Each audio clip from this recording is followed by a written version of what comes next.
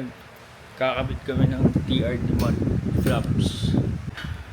Tapos magkakabit din tayo ng Toyota fog lamps.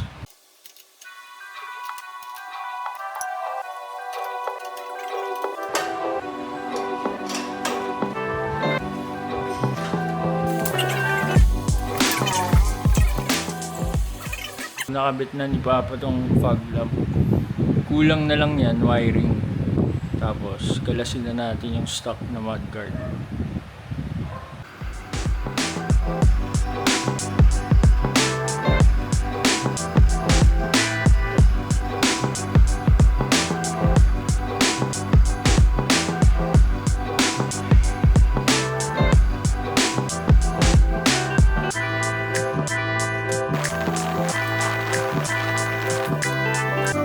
Nagawa kong harness, ilalatag ko na to, tapos yung gagawin ko na lang itong switch.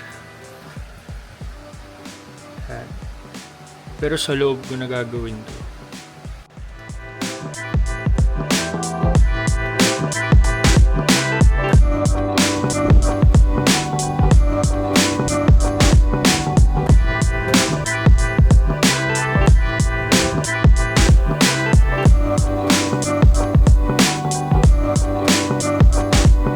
Fog lamp guys, gumagana na yan, na wiring ko na. Pero yung bulb niya urig pa, kaya mahina.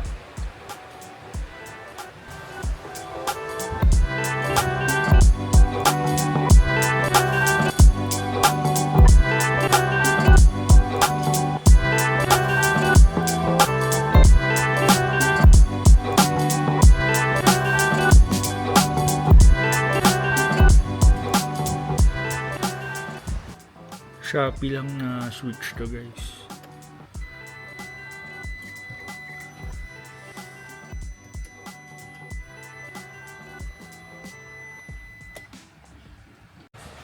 Yung nakakabit dito guys, JDM na stock. Pinagkaiba nito sa local, mas mahaba. Yan. Napapalit natin TRD para terno dito sa mags. Ito guys, galing Japan, tapos pang wide body to. Kasi walang narrow body doon. Sa likod guys, ililipat tong butas. Medyo dito yata yun. Sa likod guys, sakto. Kaso yung sa inner na butas, bitin.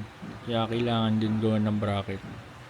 Ito pala yung sa front, iibahin yung butas. Kasi sa J hanggang dito, sa wide body dito. So, kuha lang ako ng flat bar para gumawa ng bracket.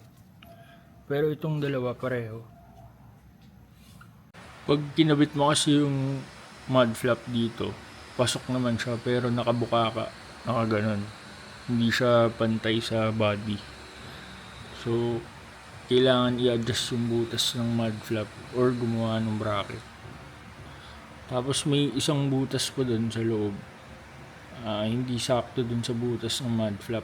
So, ito yung mga bracket na ginawa ni Papa. Gumawa siyang bracket kasi ayaw niya butasan yung mud flap. Ito guys yung orig na bracket. Ito yung mga gawa niya. Ito para sa harap, tapos ito sa likod. So, ito rin sa harap. Sayang kasi pag binutasan yung mud flap eh.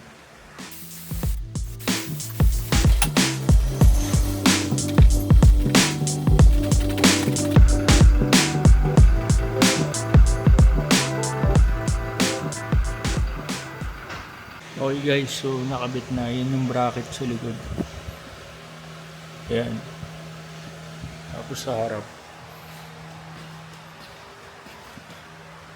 Ito. Tsaka sa inner. Hindi kita yung sa inner.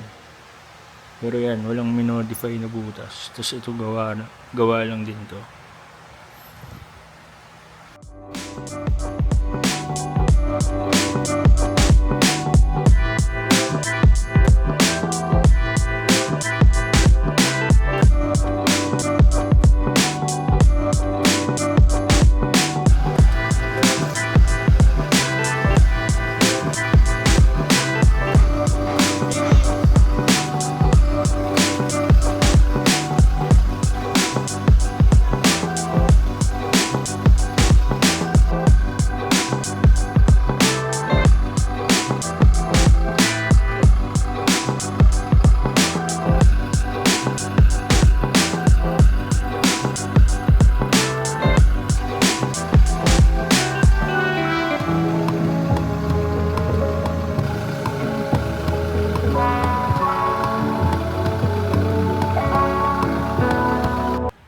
So, tapos itong Hilux guys, wala nang idadagdag dyan.